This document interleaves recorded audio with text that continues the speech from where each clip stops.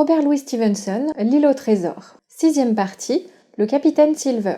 Chapitre 29, encore la tache noire. Le conseil des flibustiers durait depuis un moment, lorsque l'un d'eux rentra dans la maison, et avec une répétition du même salut, qui avait à mes yeux un sens ironique, demanda à emprunter la torche pour 1 minute. Silver acquiesça d'un mot, et l'envoyé se retira, nous laissant tous deux dans l'obscurité. « Voilà le coup de temps qui approche, Jim, me dit Silver, qui avait pris alors un ton tout à fait amical et familier. J'allais regarder à la meurtrière la plus voisine. Les braises du grand feu s'étaient presque consumées, et leur lueur faible et obscure me fit comprendre pourquoi les conspirateurs désiraient une torche. Au bas du monticule, à peu près à mi-chemin de la palissade, ils formaient un groupe. L'un tenait la lumière, un autre était agenouillé au milieu d'eux, et je vis à son poing la lame d'un couteau ouvert refléter les lueurs diverses de la lune et de la torche. Les autres se penchaient pour suivre ces opérations. Tout ce que je pus distinguer, ce fut qu'ils tenaient en main, outre le couteau, un livre. Et j'en étais encore à m'étonner de voir en leur possession cet objet inattendu, lorsque l'homme agenouillé se releva, et toute la bande se remit en marche vers la maison. « Ils viennent !» dis-je.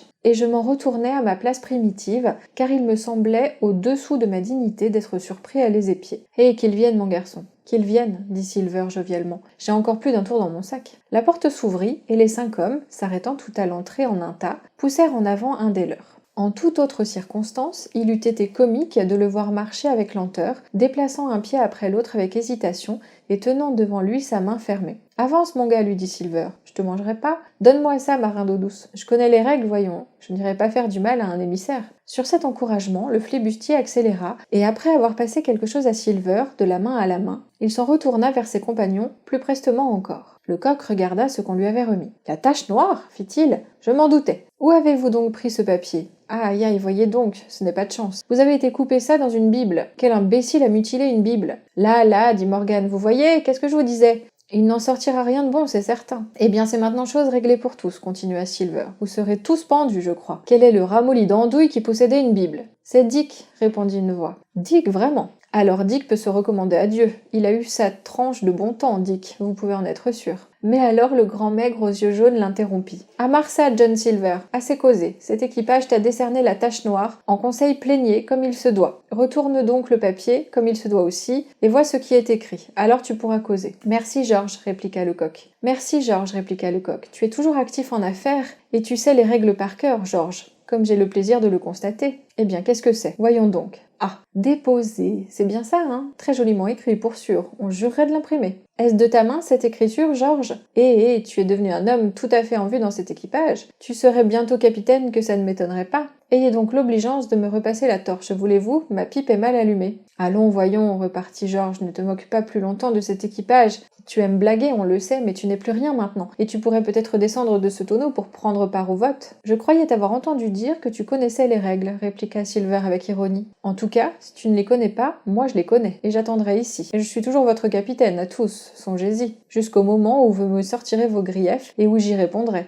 En attendant, votre tache noire ne vaut pas un biscuit. Après ça, nous verrons. Oh, répliqua George, n'aie crainte, nous sommes tous d'accord. Premièrement, tu as fait un beau gâchis de cette croisière. Tu n'auras pas le front de le nier. Deuxièmement, tu as laissé l'ennemi s'échapper de ce piège pour rien. Pourquoi tenait-il à en sortir ? Je ne sais pas, mais il est bien évident qu'ils y tenaient. Troisièmement, tu n'as pas voulu nous lâcher sur eux pendant leur retraite. Oh, nous te perçons à jour, John Silver. Tu veux tricher au jeu.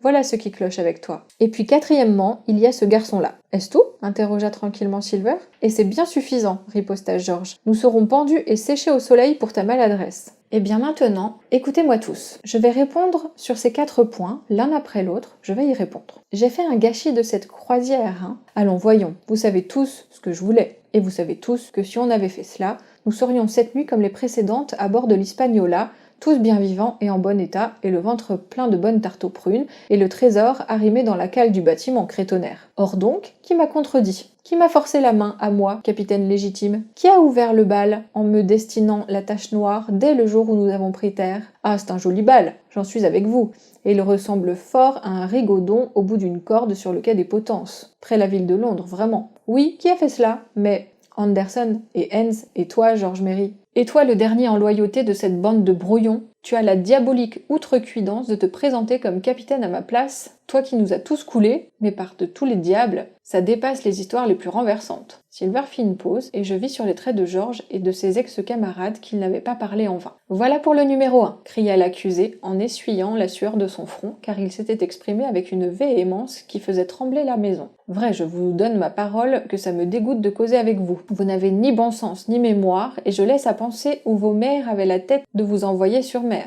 Sur mer, vous des gentilshommes de fortune? Allons donc, tailleur, oui, voilà ce que vous auriez dû être. Allons, John, dit Morgan. Réponds sur les autres points. Ah oui, les autres. C'est du joli, n'est-ce pas? Vous dites que cette croisière est gâchée? Ah, crédier, si vous pouviez comprendre à quel point elle l'est. Nous sommes si près du gibet que mon cou se roidit déjà, rien que d'y penser. Vous les avez vus, hein, les pendus enchaînés avec des oiseaux voltigeant tout autour, et les marins qui les montrent du doigt en descendant la rivière avec la marée. Qui est celui-là? Dit l'un. Celui-là? Tiens, mais c'est Long John Silver. Je l'ai bien connu, dit un autre. Et l'on entend le cliquetis des chaînes quand on passe et qu'on arrive à la bouée suivante. Or donc voilà à peu près où nous en sommes, nous tous, fils de nos mères, grâce à lui et à Hens et à Anderson et autres calamiteux imbéciles d'entre vous. Et si vous voulez savoir ce qui concerne le numéro 4 et ce garçon, mais mort de miso, n'est-il pas un otage? Allons-nous donc perdre un otage? Non, jamais. Il serait notre dernier espoir que ça ne m'étonnerait pas. Tuer ce garçon? Jamais, camarade. Et le numéro 3? Eh bien, il y a beaucoup à dire sur le numéro 3. Peut-être ne comptez-vous pour rien d'avoir un vrai docteur d'université qui vous visite chaque jour? Toi, John, avec ton crâne fêlé? Ou bien toi, George Mary, qui tremblait la fièvre il n'y a pas 6 heures? Et qui, à la présente minute, a encore les yeux couleur peau de citron? Et peut-être ne savez-vous pas non plus qu'il doit venir une conserve, hein? Mais cela est, vous n'aurez pas longtemps à l'attendre, et nous verrons alors qui sera bien aise d'avoir un otage lorsqu'on en sera là. Et quant au numéro 2, pourquoi j'ai conclu un marché? Mais vous m'avez supplié à genoux de le faire, car vous vous traîniez à genoux tant vous étiez abattu. Et vous seriez mort de faim d'ailleurs, si je ne l'avais pas fait. Mais ce n'est là qu'une bagatelle. Tenez, regardez, voilà ma vraie raison. Et il jeta sur le sol un papier que je reconnus aussitôt. Rien moins que la carte sur papier jauni, avec les 3 croix rouges que j'avais trouvées dans la toile cirée au fond de la malle du capitaine. Pourquoi le docteur la lui avait donnée, je n'arrivais pas à l'imaginer. Mais tout inexplicable qu'elle fût pour moi, l'apparition de la carte était encore plus incroyable pour les mutins survivants. Ils sautèrent dessus comme des chats sur une souris. Elle passa de main en main, on se l'arrachait. Et à entendre les jurons, les cris, les rires puérils dont s'accompagnait leur examen, on aurait cru non seulement qu'ils palpaient déjà l'or, mais qu'ils étaient en mer avec, et de plus en sûreté. Oui, dit l'un, c'est sûrement celle de Flint. J.F. avec une barre dessous et les 2 demi-clés. Il signait toujours ainsi. Très joli, dit George. Mais comment allons-nous faire pour emporter le trésor sans navire? D'un bond, Silver se leva et s'appuyant au mur d'une main s'écria. Cette fois je te préviens, George. Encore un mot de ce genre et je te provoque au combat. Comment l'emporter? Et qu'est-ce que j'en sais, moi? Ce serait plutôt à toi de me le dire. À toi et aux autres qui avaient perdu ma goélette par vos manigances.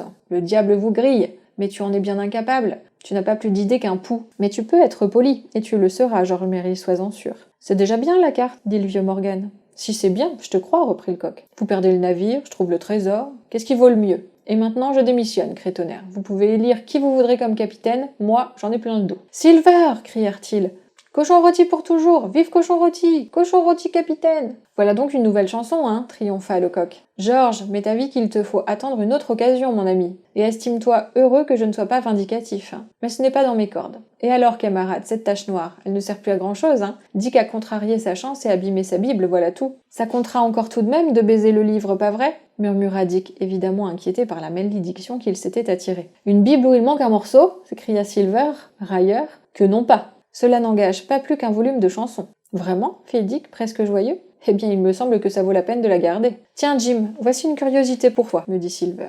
Et il me tendit le bout de papier. C'était une rondelle à peu près grande comme un écu. Un de ses côtés était vierge d'imprimé, car elle provenait du dernier feuillet. L'autre portait 1 ou 2 versets de l'Apocalypse, ces mots entre autres qui frappèrent vivement mon esprit. Dans les ténèbres extérieures sont les infâmes et les meurtriers. On avait noirci le côté imprimé avec du charbon de bois, qui commençait déjà à s'effacer sous mes doigts. Du côté blanc, on avait écrit avec la même substance l'unique mot « déposé ». À l'heure même où j'écris ceci, j'ai cette curiosité sous les yeux. Il n'y reste plus d'autre trace d'écriture qu'une simple éraflure, comme en ferait un coup d'ongle. Ainsi s'acheva cette nuit mouvementée. Peu après, on but à la ronde et on se coucha pour dormir. Silver borna sa vengeance apparente à mettre George Mary en sentinelle et à le menacer de mort s'il n'observait pas fidèlement sa consigne. Je fus longtemps sans pouvoir fermer l'œil, et Dieu sait si j'avais matière à réflexion. Le meurtre que j'avais commis dans l'après-midi, l'extrême danger de ma position, et surtout le jeu peu ordinaire où je voyais Silver engagé. Silver qui maintenait d'une main les mutins, et de l'autre s'efforçait par tous les moyens possibles et impossibles